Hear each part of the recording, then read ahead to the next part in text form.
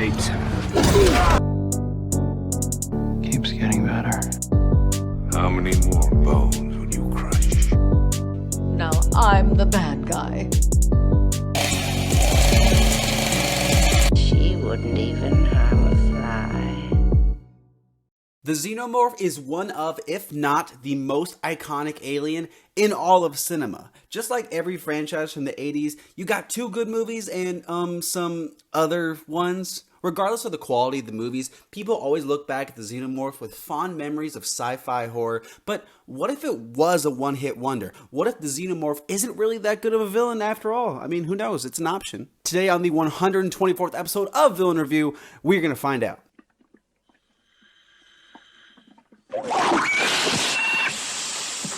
Right off the bat, the Xenomorph is one of those villains whose past we don't really know a lot about. It's just a creature that's been around for a while, and yeah, we get some crumbs of info that it might be artificially made, but we don't know for sure. If you've seen any of my other villain reviews for other animalistic type villains, not having an origin can work if it's done correct. Sometimes not having an origin can lead to a more mysterious and ominous threat, but most of the time it ends up with a villain like Ajax. However, for the Xenomorph, I think it works really well. Space is scary. Duh. It's scary because it's unknown, and no matter how hard we try to understand it, we never truly will. If this movie took place in like a Chipotle and the Xenomorph just started killing people, you'd say, oh, well, that's not very scary because I'd never get attacked by that thing while paying extra for guac. But in space, you can't say for sure something like that doesn't exist. The Xenomorph is scary because we don't know what kind of horrors await us in space, and I think the less we know about it, the better. There's all this alien civilization, freaky, confusing stuff in the later movies, but let's just pretend nobody saw that, cause yeah, I know I didn't.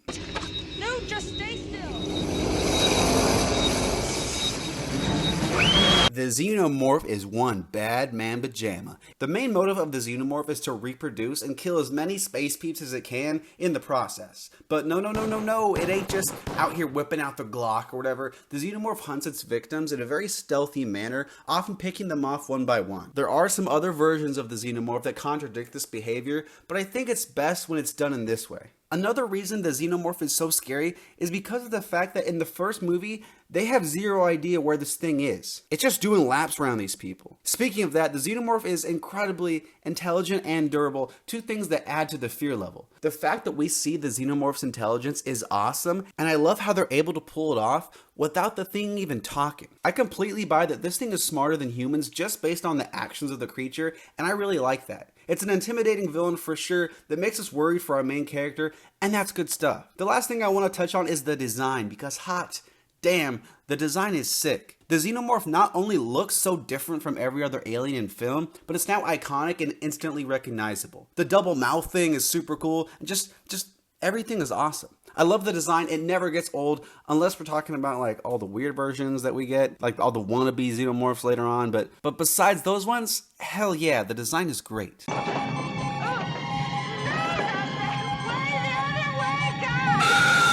While the first and second Alien movies have a lot of fantastic scenes, I think what the Xenomorph does best is presence. In this scene with Dallas, for example, when we get the actual Xenomorph jump scare, yeah, it's a little dated, but everything building up to that is just brilliant. The Xenomorph works best when you're not sure where it is, and when it's just a silent killer moving stealthily through the shadows. The first two films do this incredibly well, but even better, I think the game does it the best. Creeping around a dimly lit ship is creepy enough, but knowing the alien can be around any corner, it makes the game some of the best Xenomorph you can get. If we're doing individual scenes though, I need to mention that first kill because it perfectly sums up the type of villain and just atmosphere these films do best. Stupid character 1, walking into quiet room, while Xenomorph just quickly appears quietly out of the shadows. It's something not many creatures can pull off quite as well as the Xenomorph. The chestburster scene is also great because the freaking thing on his face, it's all gross and nasty, but then you're like, oh, okay, I think he's gonna be alright. I think he's gonna pull through.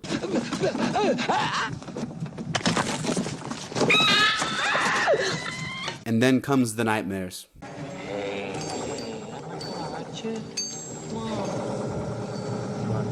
Mr. Morph isn't evil in the way a character like Omni-Man is, but but that doesn't mean he's good. The Xenomorph does tons of killing throughout the series without any remorse. Furthermore than that, the Xenomorph doesn't really have to kill anybody. Okay, like maybe a murder here and there to make some more babies, but after that, it's kind of just killing because why not? It truly is a malevolent creature that doesn't give an F really about anyone else. It's evil for sure, and it's a solid villain.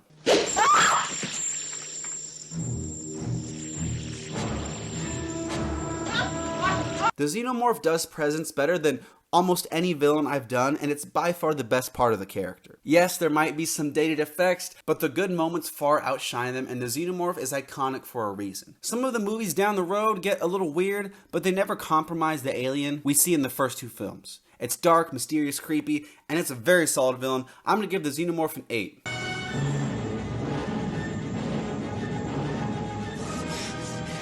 Thank you so much for watching. If you enjoyed this video, hit subscribe because I make a new villain review every single Monday. Let me know what you think of the Xenomorph down below and who I should review next. Thanks again for watching. Have a great day, and I'll see you next time.